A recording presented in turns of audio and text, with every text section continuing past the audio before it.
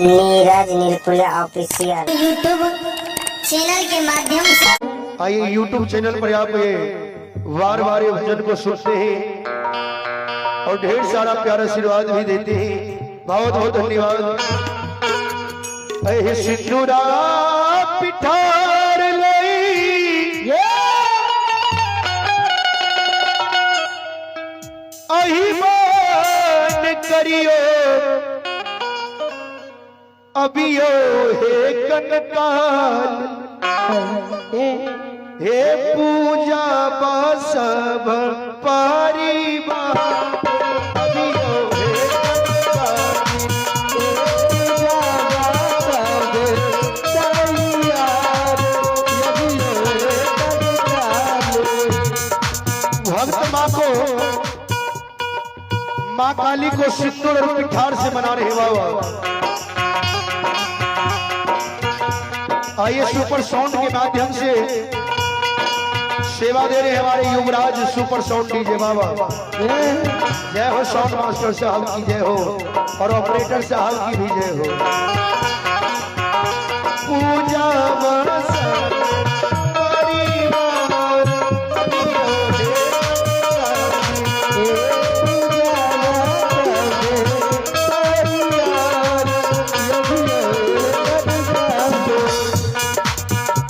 ये बताइए इतने भक्त बैठे हैं मां के दरबार में, लड्डू मिठाई फूल अड़हुल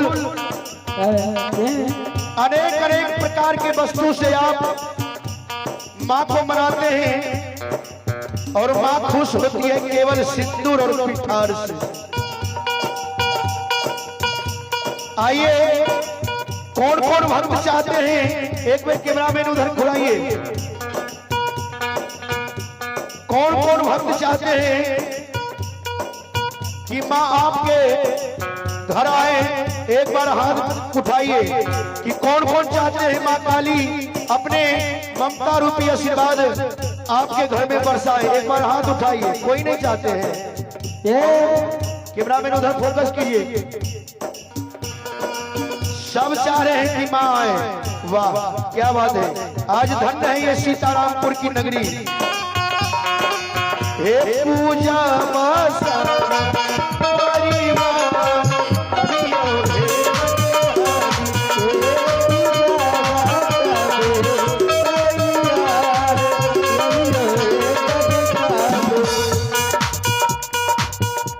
अभियो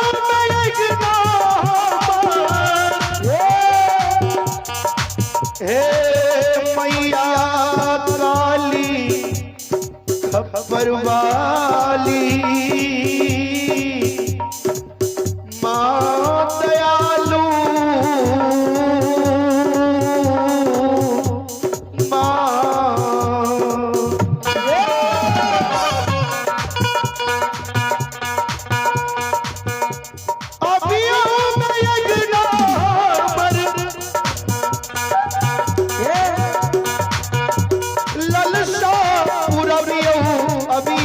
हे कनकाली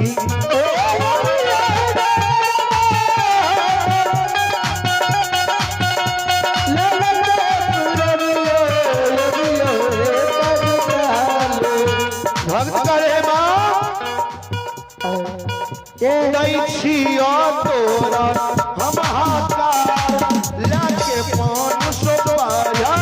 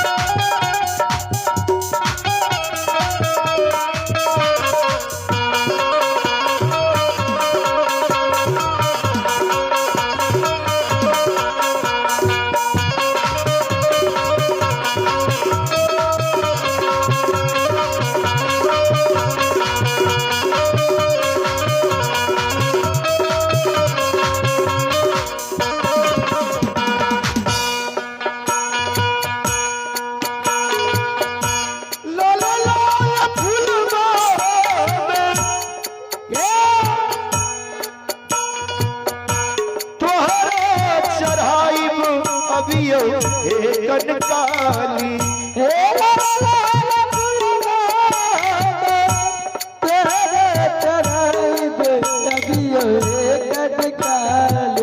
लाले लाले फुलवा फुलवा हे लाई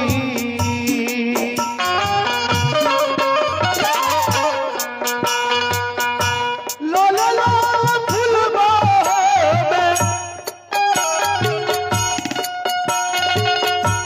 तोहरा चढ़ाई अबियो हे कनकाली।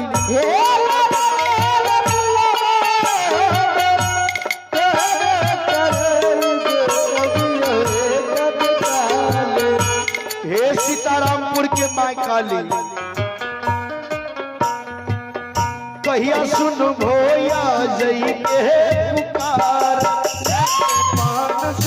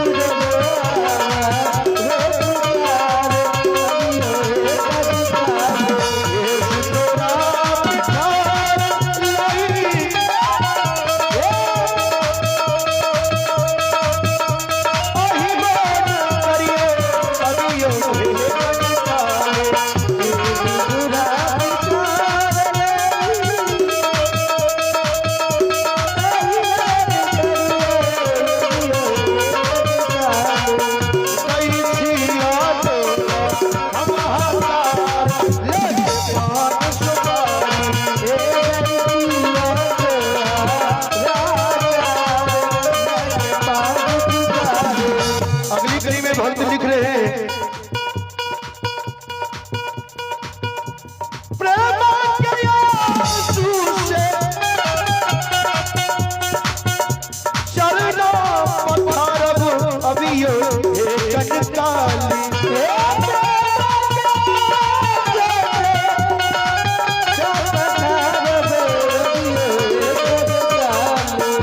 कहते हैं गंगा जल निर्मल धारा उससे भी निर्मल प्रेम की आंसू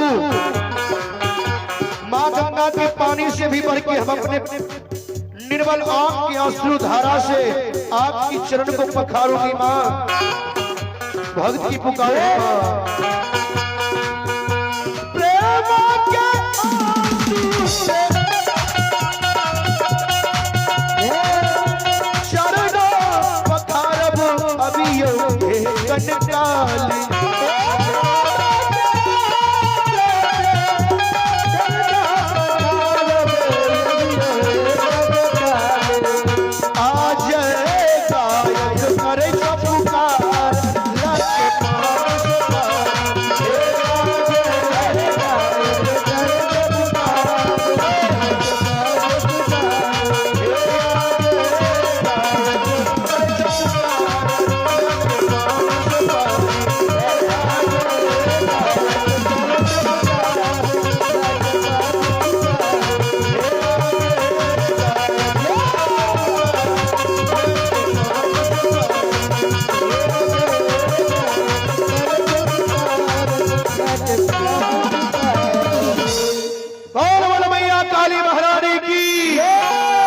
साचे दरबार की आइए।